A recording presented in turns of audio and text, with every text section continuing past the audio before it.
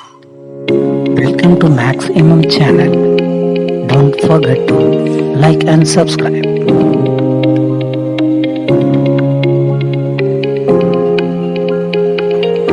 இந்த வீடியோல நம்ம பார்க்க போற topics identifying the graphs of one linear functions and the second quadratic functions, third cubic functions, and last one reciprocal functions. Let's get into the video. Composition of a function is commutative. இதுக்கு answer வந்து false. எப்பவுமே composition of a function வந்து associative தான் இருக்கும். அதாவது இப்போ வந்து commutative law நம்ம பார்த்தோம்னா a plus b is equal to b plus a. அதே மாதிரி a cross b is equal to b into a. அதாவது 2 plus 3 நம்ம ஆட் பண்ணாலும் 3 plus 2 ஆட் பண்ணாலும் 5 கிடைக்கும்.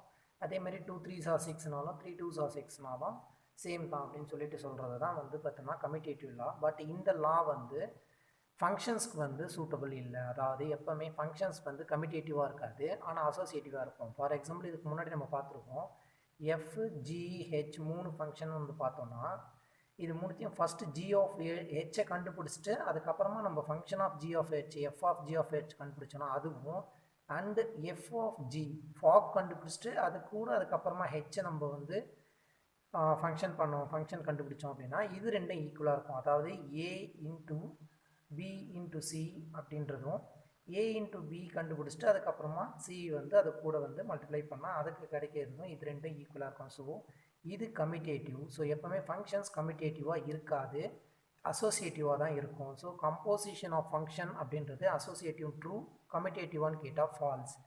இங்கே வந்து ஆக்டிவிட்டியில் கொடுத்துருக்காங்க H of X is equal to fog X அப்படின்னு சொல்லி கொடுத்துருக்காங்க. அதாவது ஃபங்க்ஷன் கம்போசிஷன் எஃப்ன்ற ஃபங்க்ஷன் வந்து composition of G, F composition of G of X அப்படி இருக்கும்போது fill in the table for H of F. H of X வந்து எக்ஸோட வேல்யூ 1ஆக இருக்கும்போது 2ஆக இருக்கும்போது 3ஆக இருக்கும்போது 4ஆக இருக்கும்போது என்னன்னு சொல்லி கேட்குறாங்க.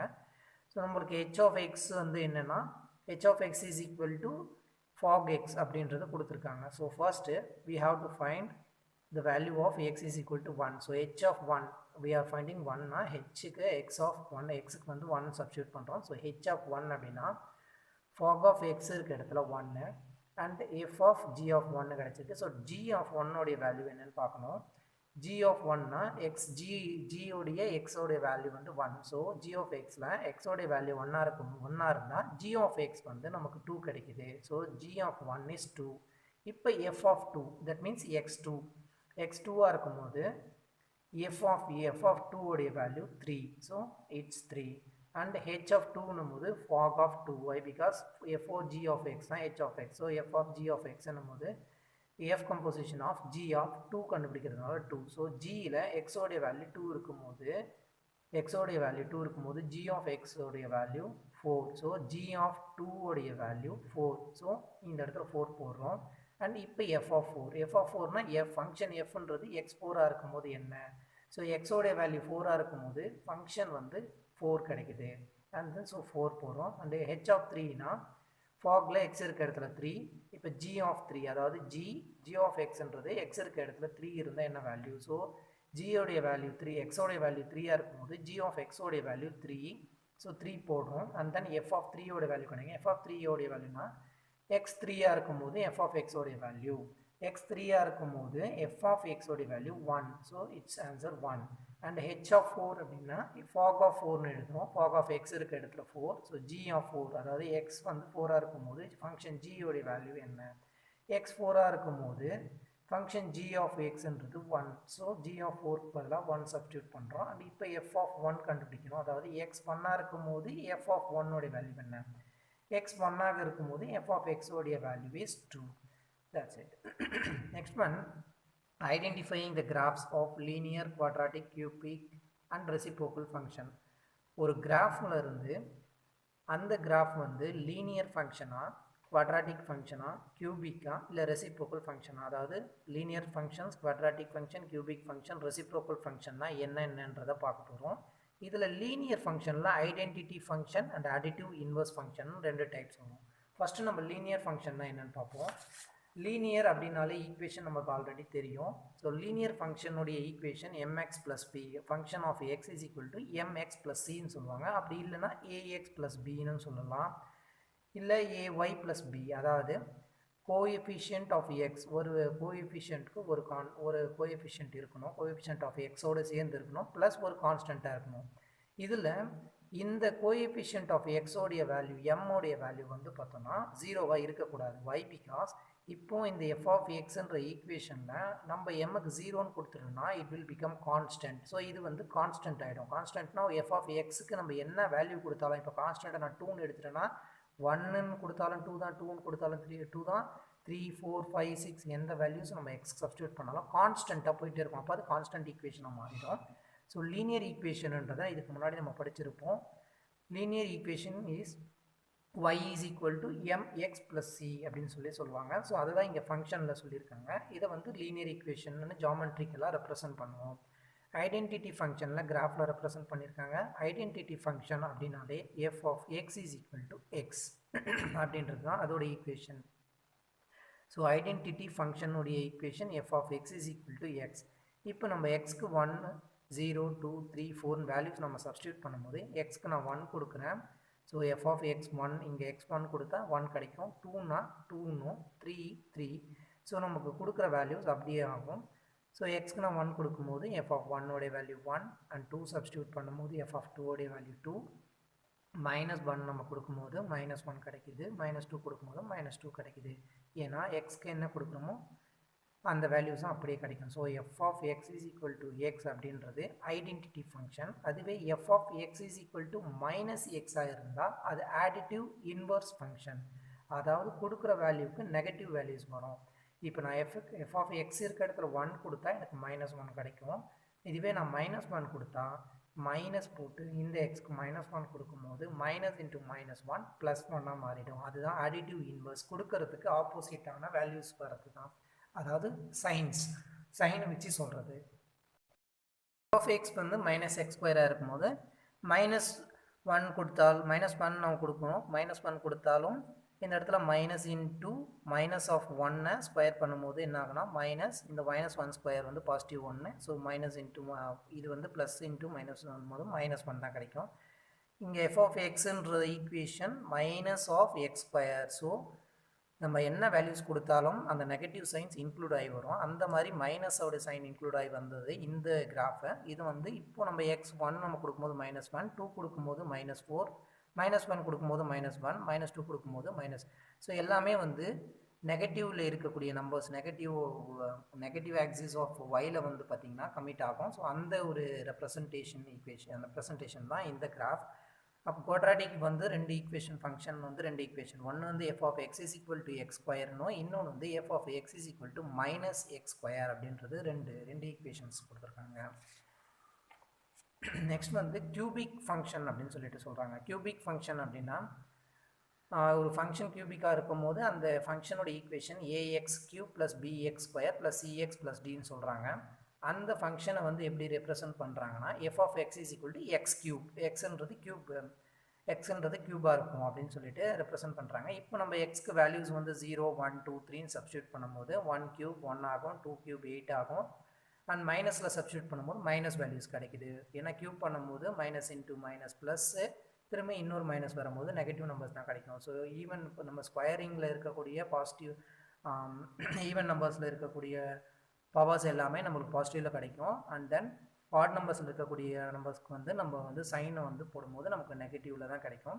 ஸோ 1³ பண்ணும்போது 1, 2³ பண்ணும்போது 8 கிடைக்குது. அந்த -1 நம்ம க்யூப் பண்ணோம்னா -1 கிடைக்கும், -2 நம்ம க்யூப் பண்ணும்போது -8 கிடைக்குது. இந்த வந்து நம்ம வந்து கிராஃபிக்கல் ரெப்ரசன்டேஷனில் பண்ணும்போது 0 கொடுக்கும்போது 0ன்றது இந்த பாயிண்ட்டு, அண்ட் இப்போது எக்ஸ் ஆக்சிஸில் 1னா ஒய் ஆக்சிஸில் 1, எக்ஸ் ஆக்சிஸில் 1 ஒய் ஆக்சிஸில் 1ன்றது இங்கே ஒரு பாயிண்ட் மீட் ஆகும். அதே மாதிரி 2 கொடுக்கும்போது 8. ஸோ எக்ஸ் ஆக்சிஸ்க்கு ஆட்டோமேட்டிக்காக நான் 2 கொடுத்தேன்னா ஒய் ஆக்சிஸில் 8ன்றது இந்த இடத்துல நம்ம 2ன்னு எடுத்தோம்னா இங்கே வந்து 8 கிடைக்கும். அண்ட் தென் சிமிலர்லி நெகட்டிவ் நம்பர்ஸ்க்கு -1 கொடுத்தா -1 கிடைக்கும். அதே மாதிரி -2 நம்ம கொடுக்கும்போது 8 கிடைக்கிறது தான் இந்த கிராஃபை ரெப்ரசன்ட் பண்ணியிருக்காங்க. ரெசிப்ரோக்கல் ஃபங்க்ஷன்னா ஒன்று இல்லை. இப்போ எக்ஸுன்றதுக்கான ரெசிப்ரோக்கல் 1/x, அதாவது 2க்கு ரெசிப்ரோக்கல் அப்படின்னா 1/2, 3க்கு ரெசிப்ரோக்கல்னா 1/3ன்னு சொல்கிறது தான். அதுதான் ரெசிப்ரோக்கல் ஃபங்க்ஷன் தாங்க. ரெசிப்ரோக்கல் ஃபங்க்ஷனுடைய கிராஃபை இங்கே ரெப்ரசன்ட் பண்ணியிருக்காங்க. இந்த ரெசிப்ரோக்கல் ஃபங்க்ஷனை நம்ம வந்து ஒரு பைஜெக்டிவ் ஃபங்க்ஷனும் சொல்லலாம். So every reciprocal function is a bijective function. அதை வந்து எப்படின்னு ஃபைண்ட் பண்ணுறதுக்காக எக்ஸ்ப்ளனேஷன் கொடுத்துருக்கோம். x is equal to f of xன்ற ஃபங்க்ஷன் வந்து 1/xன்னு ரெப்ரசன்ட் பண்ணால் அது ஒரு ரெப்ரசன்ட் பண்ணால் அதுதான் ரெசிப்ரோக்கல் ஃபங்க்ஷன். இப்போ எக்ஸ்க்கு நான் 1 சப்ஸ்டியூட் பண்ணும்போது 1 டிவைடட் பை 1, ஸோ 1 கிடைக்குது. 2 சப்ஸ்டியூட் பண்ணும்போது 1 டிவைடட் பை எக்ஸ் இருக்க இடத்துல 2 கொடுக்கலாம். 1 divided by 2 is nothing but 0.5 கிடைக்குது. ஸோ 3 சப்ஸ்டியூட் பண்ணும்போது 1 டிவைடட் பை 3னா 0.333 கிடைக்குது. அண்ட் நெகட்டிவ் நம்பர்ஸ் நம்ம சப்ஸ்டியூட் பண்ணுறோம். ஸோ -1 கொடுக்கும்போது -1 டிவைடட் பை -1 இஸ் -1. -2 கொடுக்கும்போது -1 டிவைடட் பை 2ன்றது -0.5. -3 கொடுக்கும்போது மைனஸில் கிடைக்குது. இப்போது நம்ம ரிவர்சலில் வந்து செக் பண்ணணும். ஏன்னா பைஜெக்டிவ் அப்படின்றது என்ன ஃபார்ம்லேருந்து ஒரு ஃபார்மை எடுத்துகிட்டு போகிறோமோ அதே ஃபார்ம்லேருந்து இன்னொரு ஃபார்ம் எடுத்துகிட்டு வரது தான். ஸோ இப்போ நம்ம 0.5 அப்படின்றத நம்ம f of xன்னு எடுத்து f of xக்கு இப்போ 2x2 கொடுத்தா நம்மளுக்கு வந்து f of x வந்து 0.5 கிடைக்குது. ஸோ இப்போ f of x வந்து நமக்கு 0.5 இருந்ததுன்னா எக்ஸோட வேல்யூ நமக்கு 2 இருக்கணும். அதனால் இப்போ f of x வந்து நான் 1/xன்னு எழுதுறேன். ஏன்னா f of x is equal to 1/x அப்படின்னா 0.5. ஸோ ஆட்டோமேட்டிக்காக எக்ஸ்ன்றது இங்கே போகும்போது இந்த இடத்துல 1 டிவைடட் பை 0.5 வந்துடும். இந்த எக்ஸ் இந்த சைடு போயிடும். அப்போ 1 டிவைடட் பை 0.5 அப்படின்றத நம்ம வந்து 1 டிவைடட் பை 0.5 1/2ன்னு எழுதலாம். ஏன்னா 1 2ஆல் டிவைட் பண்ணால் நமக்கு 0.5 கிடைக்கும். ஸோ 0.5 1 டிவைடட் பை 2ன்னு எழுதுகிறோம். இப்போ மேலே 1 இருக்குது. இந்த 1/2 மேலே வரும்போது 2 டிவைடட் பை 1 கிடைக்குது. So 2 into 1 is nothing but 2/1. இப்போ 2 டிவைடட் பை 1ன்றது 2 தான். ஸோ நமக்கு இங்கே 2 கிடச்சிருச்சு. 0.5ன்றது f of x நான் எடுக்கும்போது மறுபடியும் எனக்கு வந்து 2 ரிவர்சல் ஆகுது. ஸோ அது வந்து இது ஒரு ரெசிப்ரோக்கல் ஃபங்க்ஷன்ஸ் வந்து நம்ம எப்பவுமே ஒரு பைஜெக்டிவ் ஃபங்க்ஷனும் சொல்லலாம். அண்ட் கான்ஸ்டன்ட் ஃபங்க்ஷன் அப்படின்னா f of x is equal to constant c. f of x இருக்க இடத்துல என்ன வேல்யூ கொடுத்தாலுமே அது வந்து கான்ஸ்டண்ட்டாக எல்லாத்துக்குமே ஒரே ஆன்சர்ஸ் தான் கிடைக்கும். இப்போ f of x is equal to cன்னு கொடுத்துருக்காங்க. இந்த கான்ஸ்டண்ட்டை 2ன்னு சப்போஸ் கொடுக்குறாங்கன்னா f of 1னாலும் 2 தான். x இருக்க இடத்துல நான் 2 சப்ஸ்டியூட் பண்ணாலும் அந்த ஃபங்க்ஷனுக்கு ஆன்சர் 2 தான். f of x இருக்க இடத்துல 3 சப்ஸ்டியூட் பண்ணாலும் சேம் தான், 2 தான் கிடைக்கும். இதுதான் கான்ஸ்டன்ட் ஃபங்க்ஷன். இப்போ x1ன்றது ஒரு வேல்யூ நான் 1ன்னு எடுத்தேன், எனக்கு 2ன்னு கிடச்சிருக்கு. இந்த கான்ஸ்டண்ட்டை தான் 2ன்னு நம்ம வச்சுப்போம். In case f of x is equal to cன்னு கொடுத்துருக்காங்க. cன்ற கான்ஸ்டன்ட் நான் 2ன்னு எடுக்கும்போது எக்ஸ்க்கு நான் வந்து இந்த இடத்துல x1ன்னு எடுத்துக்கேன், x2ன்னு வேல்யூஸ் வந்து டிஃப்ரென்ஷியேட் பண்ணுறேன். இந்த இடத்துல 1ன்னு நம்ம வந்து கொடுத்தாலும் அதே கான்ஸ்டன்ட் தான், 2 தான். அந்த x2ன்றது இன்னொரு நம்பர் 2ன்னு நான் கொடுக்குறேன், 2ன்னு கொடுத்தாலும் அதே 2 தான். 3ன்னு நம்ம வந்து வேல்யூ எடுத்தாலும் அதே 2ல் தான். ஸோ கான்ஸ்டன்ட் ஃபங்க்ஷன்ன்றது ஒரே கான்ஸ்டண்ட்டாக லைனில் போயிட்டுருக்கோம். கான்ஸ்டன்ட் ஃபங்க்ஷனை நம்ம வந்து ஒரு லீனியர் ஃபங்க்ஷன்னு சொல்லலாம். இங்கே வந்து 1 marks வந்து பார்ப்போம். Is a constant function is a linear function ஆனு கேட்குறாங்க. Absolutely true. Why? Because constant functionன்றது ஒரே ஸ்ட்ரெயிட் லைனாக லீனியராக எல்லா வேல்யூஸ்க்குமே நம்ம சப்ஸ்டியூட் பண்ணுற வேல்யூஸ் 1 2 3 நம்ம வேல்யூஸை மாற்றி சப்ஸ்டியூட் பண்ணாலும் கான்ஸ்டண்ட்டாக அதுக்கு வரக்கூடிய ஆன்சர் சேம் கான்ஸ்டன்ட் தான். இன் ஏ குவாட்ராட்டிக் ஃபங்க்ஷன் இஸ் 1 to 1. ஒரு குவாட்ராட்டிக் ஃபங்க்ஷன் வந்து 1 to 1 கேட்குறாங்க. குவாட்ராட்டிக் ஃபங்க்ஷனில் வந்து நம்ம பார்த்தோம், அப்பரில் வந்து ஒரு கிராஃப் இருந்தது. அதே மாதிரி f of x is equal to -x², டவுன்வேர்ட்ஸில் வந்து நெகட்டிவ் ஒரு கிராஃப் இருந்தது. இப்போது ஒரு ஃபங்க்ஷன் 1 to 1 ஃபைண்ட் பண்ணணும்னா நம்ம ஹரிசான்டல் லைன் வரைவோம். ஹரிசான்டல் லைன் நம்ம வரையும் போது 2 பாயிண்டில் இன்டர்செக்ட் ஆகிறதுனால குவாட்ராட்டிக் ஃபங்க்ஷன்ஸ் வந்து 1 to 1 ஃபங்க்ஷன் கிடையாது. So it's falls. Cubic function is 1 to 1. ஒரு கியூபிக் ஃபங்க்ஷன் வந்து 1 to 1 சொல்லி கேட்குறாங்க. இதுக்கு ஆன்சர் வந்து 2. வை? பிகாஸ் கியூபிக் ஃபங்க்ஷன் நம்ம பார்த்தோம்னா கியூபிக் ஃபங்க்ஷனில் 1 to 1 நம்ம செக் பண்ணோம்னா ஹரிசான்டல் லைன் வரையும். இதுதான் கியூபிக் ஃபங்க்ஷன். இந்த ஹரிசான்டல் லைன் வரையும் போது நமக்கு ஹரிசான்டல் லைன் வந்து ஒரே ஒரு பாயிண்டில் தான் இன்டர்செக்ட் ஆகும். இங்கே வரைஞ்சி பார்த்தாலும் நமக்கு ஒரு பாயிண்டில் தான் இன்டர்செக்ட் ஆகுது. ஸோ கியூபிக் ஃபங்க்ஷன் வந்து கண்டிப்பாக ஒரு 1 to 1 function. So it's answer is true. Reciprocal function வந்து ஒரு பைஜங்ஷன் ஃபங்க்ஷனானு கேட்டால் ட்ரூ. பை முன்னாடியே சொன்னேன், 1/xன்றதை நம்ம ரிவர்சபிள் பண்ணும்போது எனக்கு போட்ட வேல்யூஸ் அப்படியே f of xக்கும் கிடைக்கும். ஸோ எக்ஸ்க்கு நான் வேல்யூ சப்ஸ்டியூட் பண்ணும்போது f of x கிடைக்குது. f of x வேல்யூவை வச்சு நான் எக்ஸ் கண்டிக்கும் போது சிமிலர் வேல்யூஸ் கிடைக்குது. ஒரு ஃபார்ம்லேருந்து இன்னொரு ஃபார்மை மாற்றுறது அப்படின்றது தான் பைஜங்ஷன். ஸோ அந்த பைஜங்ஷன்ன்றது ரெசிப்ரோக்கல் ஃபங்க்ஷன் ஒரு பைஜங்ஷனானு கேட்டால் it's true. a to b is a constant function. ஏலேருந்து bன்றது ஒரு constant function. Then the range of fன்றது என்ன? அதாவது நமக்கு வந்து டொமைன்னா ஏன்னு எடுக்கிறோம் அண்ட் ரேஞ்சுன்றது இது வந்து கோடொமைன். இப்போ ஏன்றது பின்றது 2 செட் இருக்குது. இங்கேருந்து இங்கே போகிறது இதுதான் ரேஞ்சுன்னு சொல்லுவோம். ஒரு கான்ஸ்டன்ட் ஃபங்க்ஷன் போது இங்கே இருக்கக்கூடிய 1 2 3 எந்த எலிமெண்ட்ஸாக இருந்தாலும் கான்ஸ்டண்ட்டாக ஒரே ஒரு நம்பருக்கு போய் சேர்றது தான் அந்த கான்ஸ்டன்ட் ஃபங்க்ஷன். ஸோ எஃப்ன்றது ஒரே ஒரு எலிமெண்ட்டுக்கு தான் போய் சேரும். அந்த ஃபங்க்ஷனோட ரேஞ்ச் வந்து பார்த்தோன்னா ரேஞ்ச் எங்கேருந்து எங்கே போய் முடியுதோ அந்த ரேஞ்ச் வந்து ஒரே ஒரு எலிமெண்ட்டுக்கு தான் போய் முடியும். மிச்சம் இருக்க எலிமெண்ட் எதுவுமே டச் ஆகாது. அதுதான் கான்ஸ்டன்ட் ஃபங்க்ஷன். கான்ஸ்டன்ட் ஃபங்க்ஷனுக்கு ரேஞ்சு வந்து பார்த்தோன்னா ஒரே ஒரு ரேஞ்ச் தான் இருக்கும். அந்த ரேஞ்சிலே தான் எல்லா எலிமெண்ட்ஸும் போயிட்டு கனெக்ட் ஆகும். அதுதான் வந்து